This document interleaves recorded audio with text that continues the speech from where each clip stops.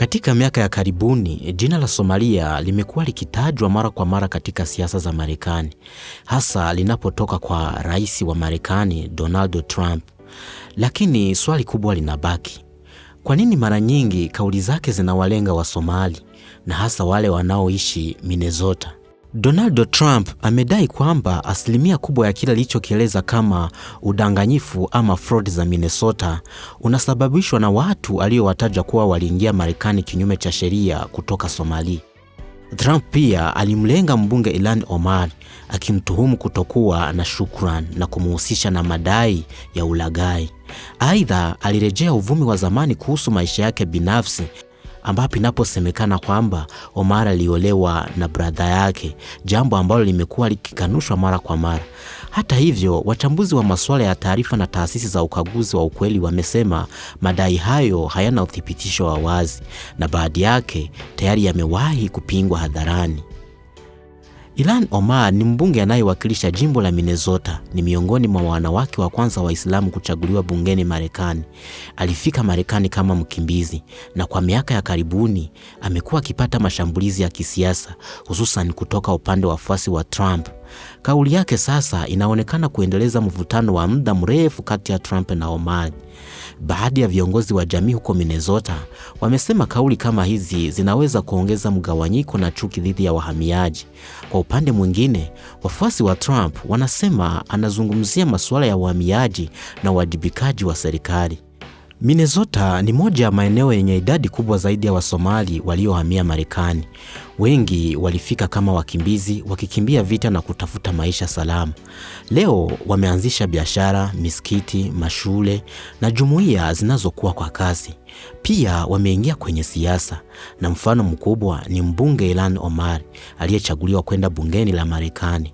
Kwa baadhi ya wanasiasa, mafanikio haya yanaonekana kama ishara ya ujumuishaji, lakini kwa Trump mara nyingi yametafsiriwa kama tishio la kisiasa na kiitikadi. Siasa za Trump zimejengwa sana juu ya kauli kali kuhusu uhamiaji. Katika kampeni zake, mara nyingi hutumia ujumbe unachochea hofu kuhusu wahamiaji, akisema wanaiba kazi, wanadhoofisha usalama au wanaharibu uchaguzi.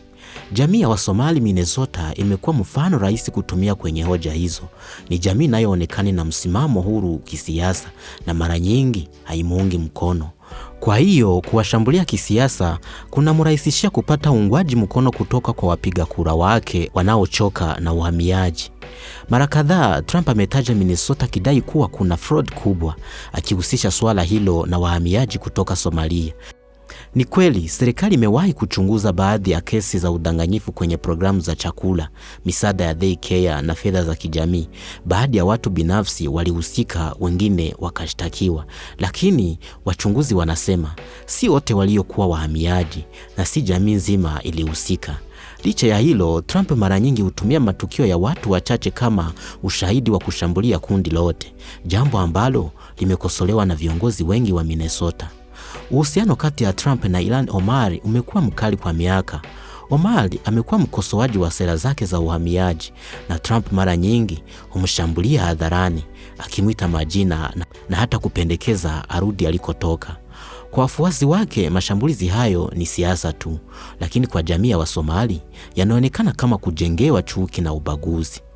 Kile kinachoonekana leo ni mchanganyiko wa mambo: siogio ya kisiasa dhidi ya wahamiaji, mapambano ya madaraka, mivutano ya kiitikadi na matumizi ya matukio machache ya uhalifu kama silaha ya kisiasa.